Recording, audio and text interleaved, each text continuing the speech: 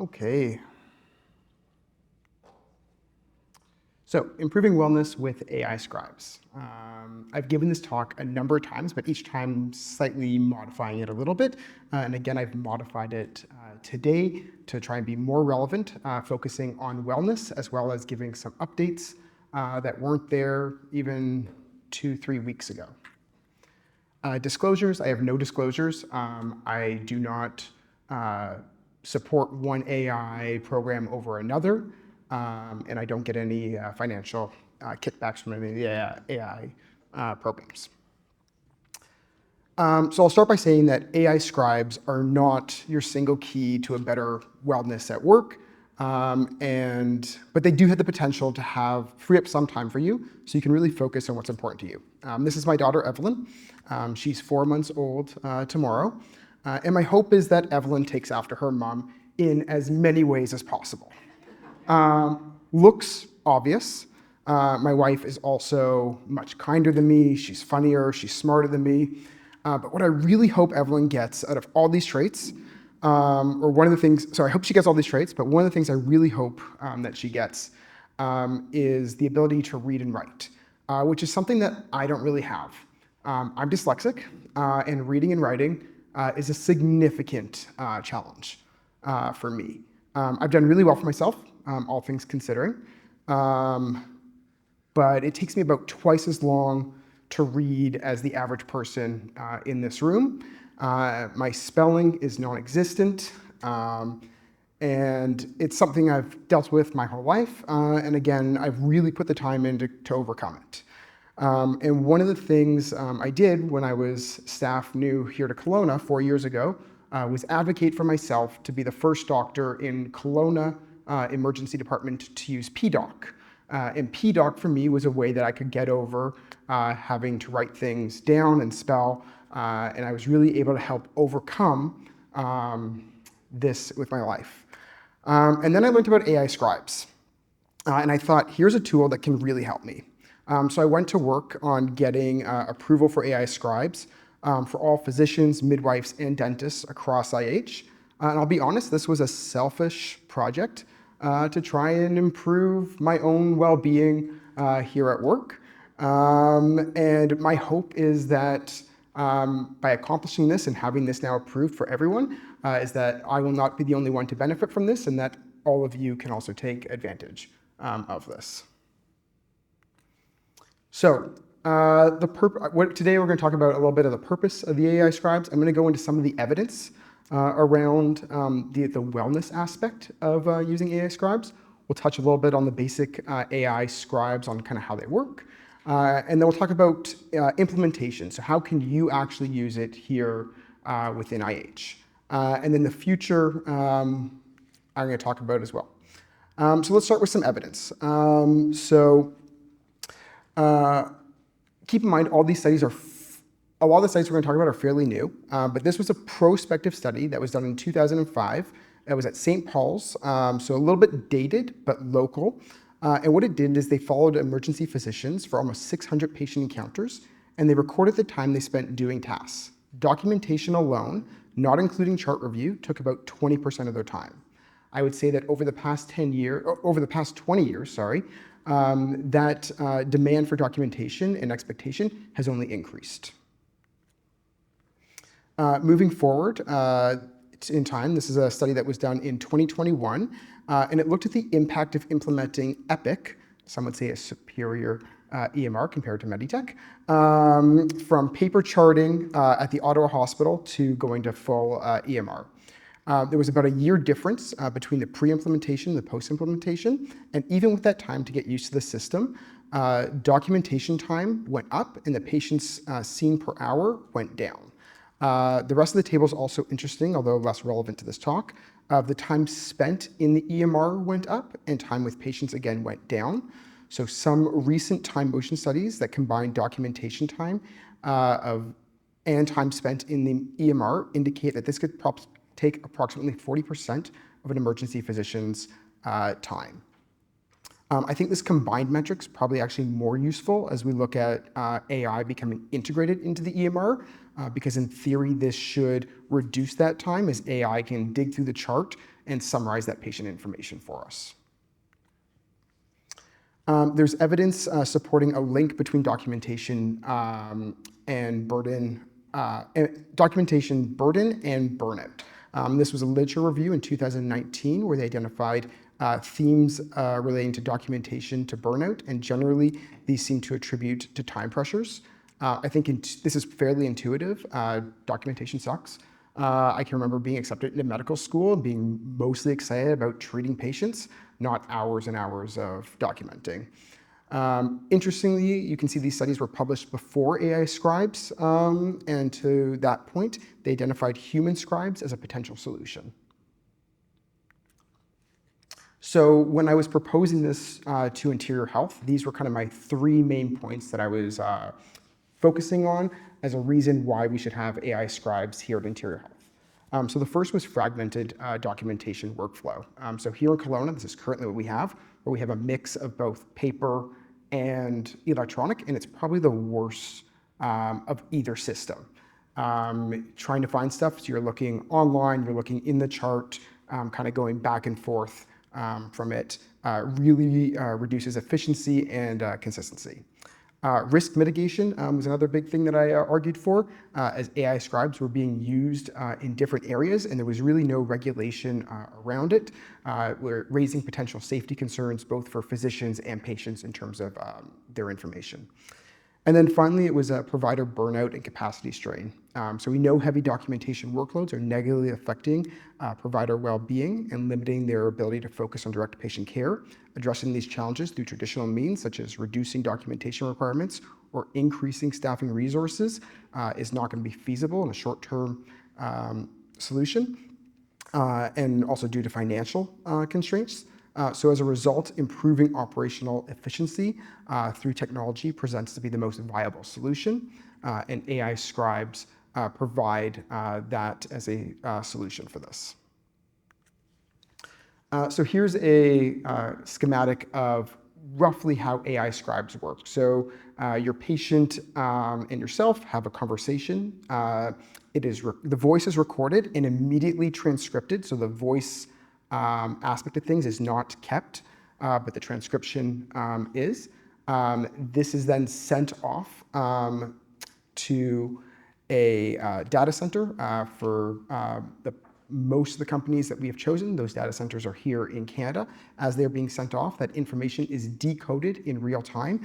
So an example would be, as opposed to saying first name of patient or city Kelowna, a placeholder would be put in place, and it would just be the number 1 equals the first name, 2 equals Kelowna.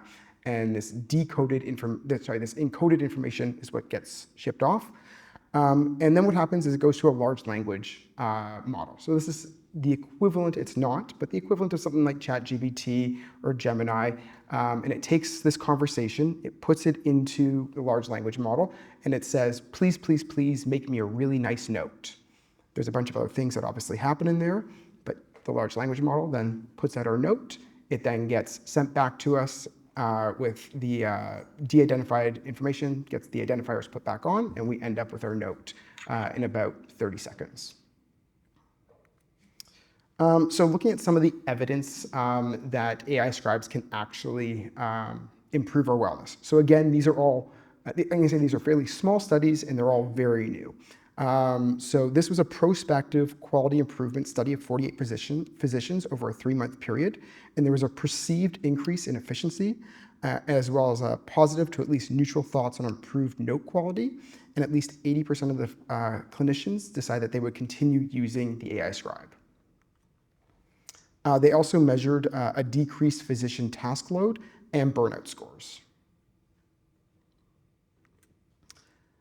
This was a pre and post implementation study of AI scribes, survey data finding a reduction in burnout scores. This here again, a pre and post prospective study that used mixed methods. I'm not highlighting anything here because I actually think a lot of the information was interesting, but time and notes per appointment was reduced from 10 minutes to 8 minutes. More charts were signed off during the same day, and after hours work was reduced from 50 minutes to 35 minutes. There's a physician in Penticton that has told me that since she's started using AI scribes, She's now leaving her clinic on time and has been going to the gym consistently every day after work, which is something that she was not doing before the implementation of this. Finally, last one of these studies. So this was 10,000 physicians across multiple settings, over 300,000 encounters. And what they did is these charts compare the difference between those who decided to use AI scribes and those who didn't. And they found that providers that used AI spent less time writing notes. Additionally, when they actually sampled the quality of the notes, they found that they were found to be of similar quality, but often more complete and more succinct than the manual notes.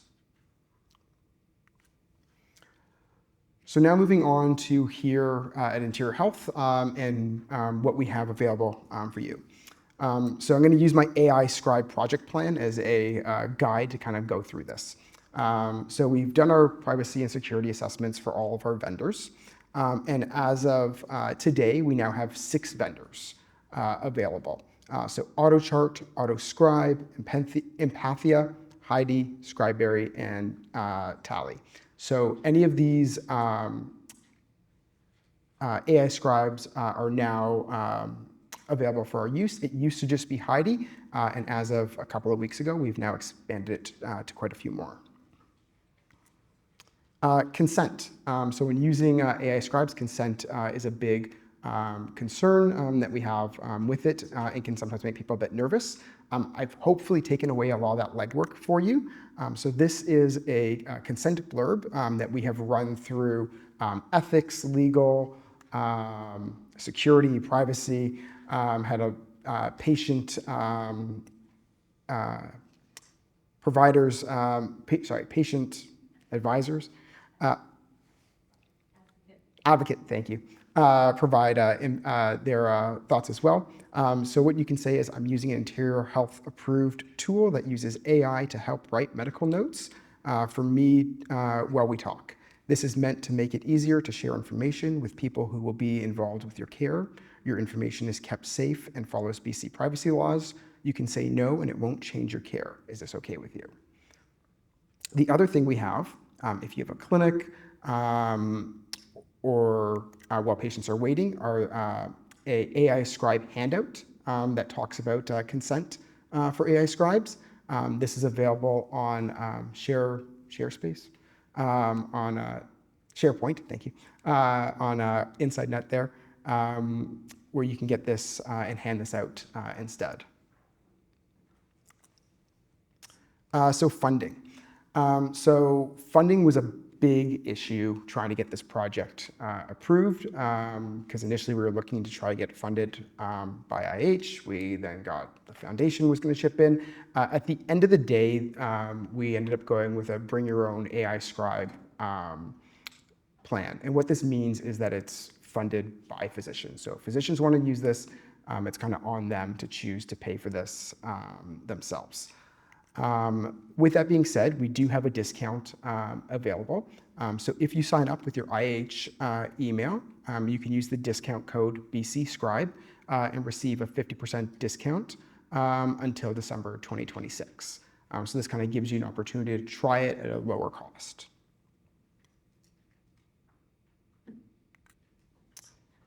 So approval. So if you actually want to use this within IH, here's what we're asking. If you go onto the AI Scribe website at SharePoint, if you go on SharePoint, you just put in AI Scribe, you'll get their website. You can choose your AI Scribe that you're using, and this will pop up. So it'll say sign up, where you go through these 3 simple steps. It takes you about 5 minutes to do. You say that you're going to configure to what IH has set as a parameters, and then you fill out the enrollment form.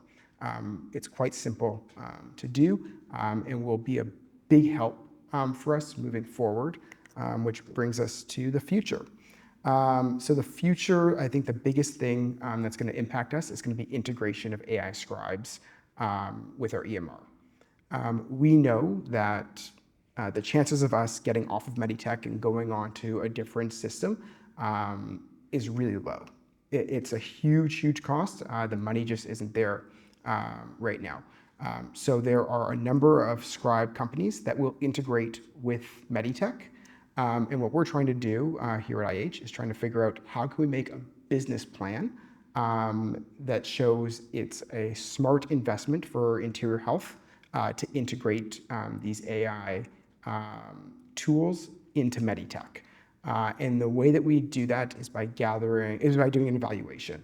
And to do that evaluation, we need people to enroll with IH so that we can build a case to really have it integrated. And I think once it's integrated, it's going to kind of take us to the next step. I know there's a lot of people right now that are kind of skeptical of using AI scribes. And what I always say is the way it is currently right now is the worst it's going to be. It's only going to get better from here on up. At some point in your career, you will be using AI in some way if you're in medicine long enough over the next number of years. So trying to embrace it, seeing how it can benefit you, I think can have a lot of benefits. So resources. So on the AI Scribe website, there's a number of resources here for you that go over some frequently asked questions, patient consent.